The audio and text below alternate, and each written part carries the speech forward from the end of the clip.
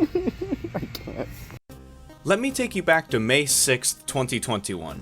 There used to be a Salvation Army thrift store in my hometown, and it was a place where I could escape from the world and get a glimpse of what a building stuck in the early 90s was like. Seriously, this was the closest thing to a liminal space that wasn't an actual abandoned building. Even the Kmart that used to be in town always felt a little less on life support than this place. But hey, the movies, games, and everything else were cheap, so that's all I really cared about. I remember finding so many treasures in this wasteland of old toys and donated goods on the shelves and the floor of this place. But if I was able to point out one thing I purchased from there that has stuck with me since, that would be this DVD right here for the 1987 TV movie Frog. I mean, take a look at this cover. No, really, just take a minute, experience it all. The kids peeking in from the cookie cutter grass, the MS Paint designed lily pads. Frog. This TV film was produced by PBS for the series Wonderworks, who produced a series of family TV movies from 1984 to 1992. When it came time to release this bad boy on home media formats a year later, a pre-MGM buyout Orion Entertainment would distribute the film onto VHS, beta tape, and Laserdisc. Somewhere along the way, the DVD and VHS rights for the movie were purchased by the ambiguously religious company Feature Films for Families, who specialized in releasing family-friendly movies and cartoons for people who felt helpless against the harmful influences of the media and yearned for excellent entertainment that supports their family values and provides a positive influence for the viewer. I've come across several of these releases over the years, and I've always loved reading the family discussion questions on the back of the cases. Susie agrees to kiss a frog because she trusts Arlo and wants to help him. Ah, you see, this is a movie I can get behind. What I never knew about this company, however, was why it suddenly disappeared. So, after following archives of Feature Films for Families websites, and through their renamed company, Stepping Stones Entertainment, I noticed that all their related trademarks were canceled, and any website or social media activity stopped in around 2017 to 2019. Well, after over an hour of digging and finding sources, I found out that the FTC slammed a $45.4 million fine on the company due to 4 years of 117 million recorded violations of the telemarketing sales rule for multiple deceptive claims regarding the use of sales proceeds and charitable donations, with 99 million of those calls belonging to people on the no-call list. And with the company not being able to pay $45.4 million, the doors were shuttered, and somewhere along the way, the rights to Frog are now under the hands of Q-Star Entertainment. But enough rambling, let me see Frog.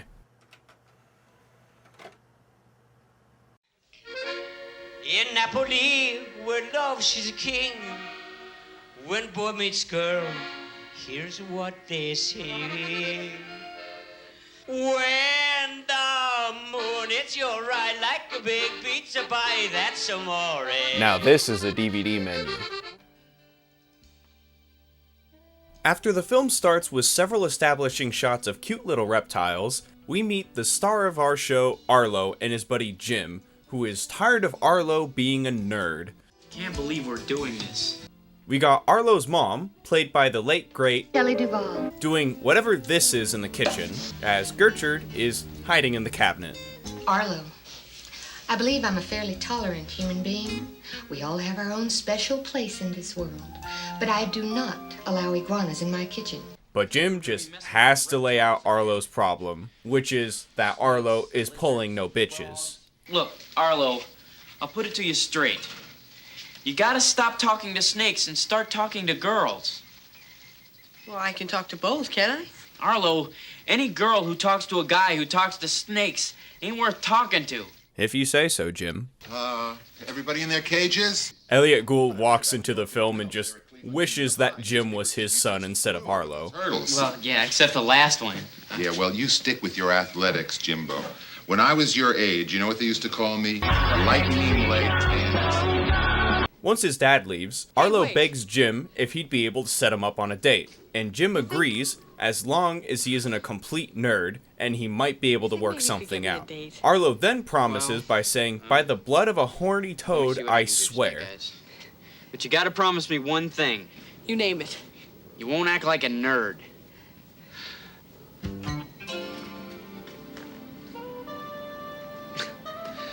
Later, Gator. Wait, he didn't say the line, it just awkwardly cut to the next scene. Okay, maybe I'm going crazy. Let's go back. You won't act like a nerd. Yeah, what the? He doesn't even say the line. Okay. Okay, I'm not crazy. I'm not crazy. Give me the laser disc real quick.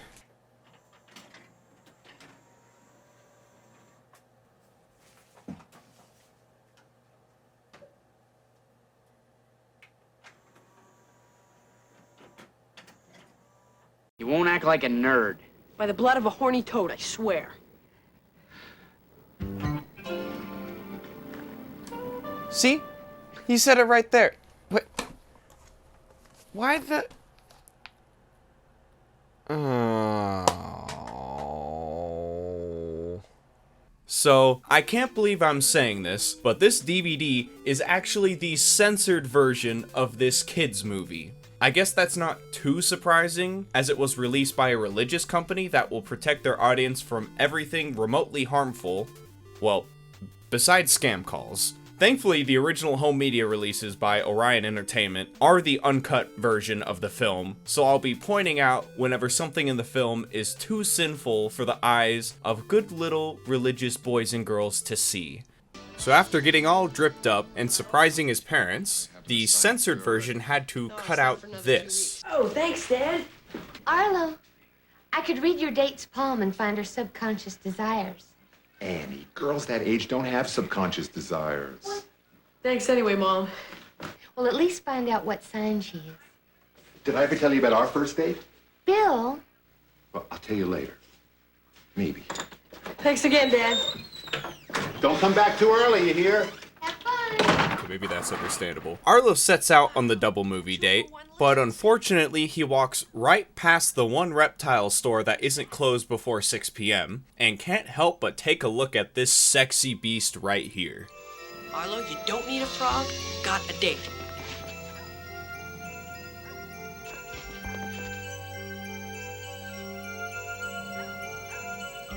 Of course he can't resist, and after this lovely shot, he spends the $20 his dad gave him and puts the frog in his pocket and proceeds to the date. Unfortunately for Arlo, this date is not going off to a great start. Well, actually, I'd like to become a herpetologist. Yuck! That's a doctor, right, Arlo? Besides the fact that kids can't see people kiss, Yuck! Arlo's frog friend is going to cause some trouble.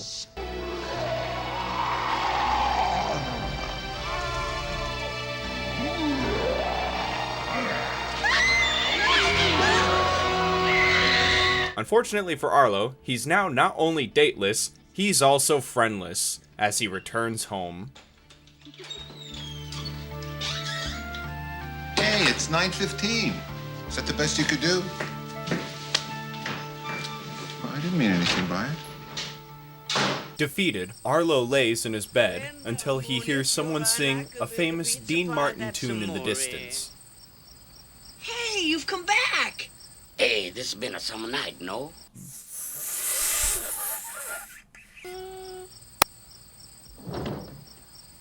Arlo? Okay, so after trying to act normal in front of his mom, he confronts his frog friend again to find out why all of a sudden he's talking. Are you a dream? A dream? You know, see, I'm a frog. A frog. Well, not really a frog. You're not really a frog. Yeah, of course not. Of course not. I'm a Prince Giuseppe Bonadonna. Giuseppe Buen... What? Prince Giuseppe Bonadonna. Giuseppe Bonadonna. Prince Giuseppe Bonadonna. Giuseppe Bonadonna? Prince Giuseppe Bonadonna. Giuseppe Bonadonna? Yeah, better you call me Gus. Turns out Gus, played by legendary singer and Rainbow Connection maker Paul Williams, was turned into a frog 600 years ago by a wicked witch he didn't want to kiss. And until he gets a kiss from beautiful woman, he'll be stuck in Frogtown forever. I mean, it can't be too bad. Or, if you're watching the one with correct family values, he's... better you call me Gus. I'm a frog, 600 years. After going to school, and... Gus tries hyping up Arlo to hang out with Susie again. Why not? Let me see. Because I'm skinny, homely, nerdy, clumsy, and in short, a real Rubus. Rubus? Okay, I know that kids' films and TV shows always contain fake curse words that aren't real, but Rubus? Not dweeb, dork, doofus, no. Rubus. That's the best one I've heard. Seriously, what is a Rubus? So Arlo and Gus agree to help each other out. Already she think you are Aruba. That's Rubus. And Arlo finally has the confidence to ask Susie to be her science fair partner. She agrees, to the surprise of everyone, but unfortunately, she's only agreeing to do so because she needs the grade. Little did she know what she was in for. Gus, unfortunately, is having a harder time getting his end of the bargain taken care of. Guess I come on too strong. Also, they cut out Shelley talking about beetle mesh? What about Susie? Gus? What do you mean, what about Susie? You are a full-grown adult stuck in a frog body for 600 years, and Susie is barely a freshman in high school. Maybe he needs to stay a frog a little while longer. This guy's dangerous. With another cut scene that has to do with somebody finding Mercury in Gatorade or something, I don't know. I'm not an expert in astronomy. Finally joining the major leagues. Well, Mercury is retrograde. I'm gonna do his chart again.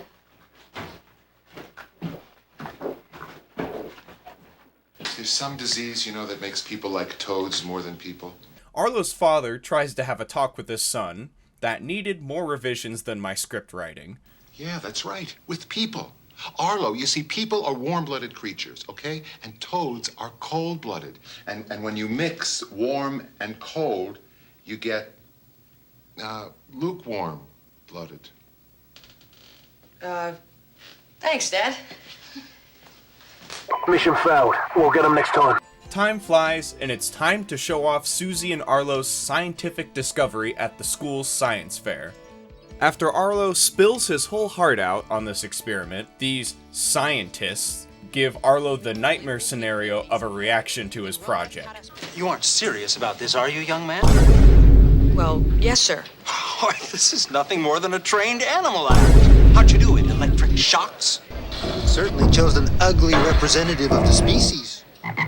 We're not here to play games. The integrity of this experiment has been severely compromised. Frogs have a syntax. True, it has not been proven that the communicative act is for communication alone. Mr. Anderson, in all my years of judging science fairs, I have never seen anyone falsify their data. Wait a minute, you're a science teacher and you've never seen anyone falsify data? Bro, this guy needs to be fired. Yeah, besides Doc Brown over here thinking it's a good experiment, unfortunately, we live in a democracy and Arlo and Susie fail the assignment. Not wanting to let his friend down, Gus has his own idea to show those stinking mud-eating serfs some verification.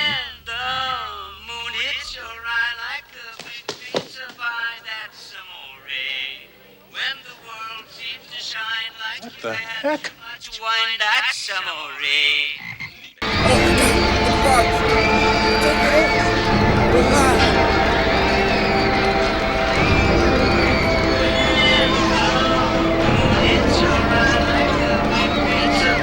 In complete sad boy mode, Arlo walks away and Gus reveals that he's a flat earther. I met Galileo once. No one believed him, world is flat. Okay, man, I know you've been a frog for a while, but Gus, we all know the world is thick as hell. The two outcasts split their ways, and I have now learned that frogs can cry. Later that evening, a remorseful Susie goes to Arlo's house to talk, and Arlo makes the sensible decision of trying to convince Susie that Gus isn't a normal frog. Anyway. A wicked witch Wicked witch? She was very mean. She wanted to give Gus a kiss. Kiss? But after all, she was a witch. So Gus declined politely and poof. He's a frog, 600 years. Except, once again in the censored version, it's cut together to make Arlo say, He's a frog, 600 years. okay, that's it. What the fuck is with all the cuts in this movie? This is one of the more harmless kids films that I've seen. And what kid isn't going to hear some sort of fantastical Princess and the Frog type story growing up? If you really want to remove some of the astrology references, fine. I barely understand that shit myself. But when I hear, I'm a frog, 600 years. come on, don't act like even over-sheltered kids aren't going to hear some sort of fantastical story from the Bible already. I think magic and a frog talking speaks for itself. Not to mention all these feature films for families have family discussion questions, and these first two questions are fine enough for kids to understand, but let's discuss 3 real quick. Arlo forgives Susie when he learns that the only reason she agreed to work on the science project with him was to get a better grade. Have you ever forgiven someone who used you? Okay, so the first part of this is harmless school projects or school projects, whatever. But what kind of precedent are we trying to teach kids with this actual question here? I'm not saying you can't forgive someone for mistakes they've made, but are we suggesting that we need to forgive people when they use you? Talk about good ways to build your self-worth. Also, wait, I was distracted. She's gonna kiss the frog now? Yeah, apparently Susie agreed to start rapidly kissing every frog in the pond. Unfortunately, the long arm of the law has finally caught up with our 2 troublemakers. You think they're crazy? Nowadays, you never can tell with kids. Let's take them in.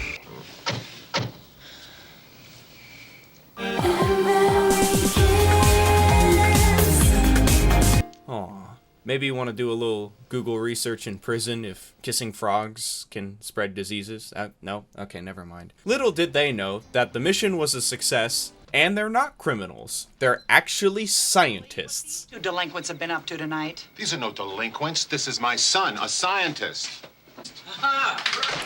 Imagine just getting out of trouble because your dad slams the door on the police. Oh, nope, they shut the door on us. I guess I go back to dumping frogs in the pond. Turns out that the Rubuses that posed as scientists earlier became smart and realized their experiment was actually scientific genius.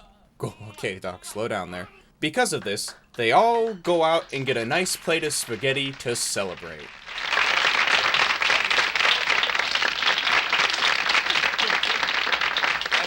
Thank you very much. I'm going to sing for you tonight a love song for 2 very special people. In Napoli, where love she's a king, when boy meets girl, here's what they say. When the moon hits your eye like a big pizza pie, that's amore. The end.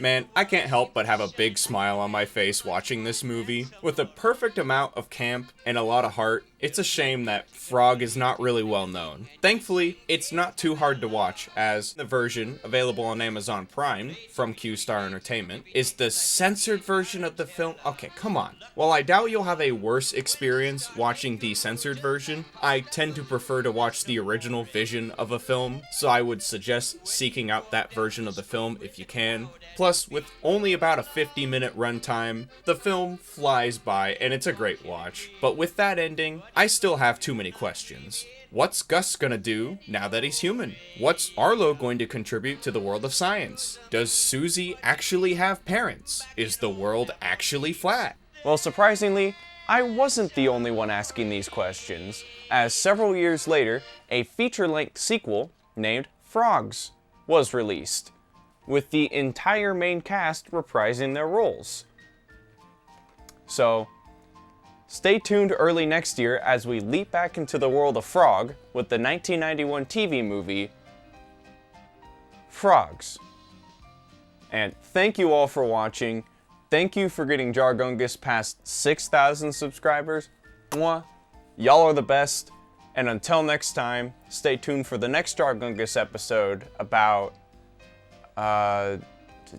give me a second. I have an idea around here somewhere.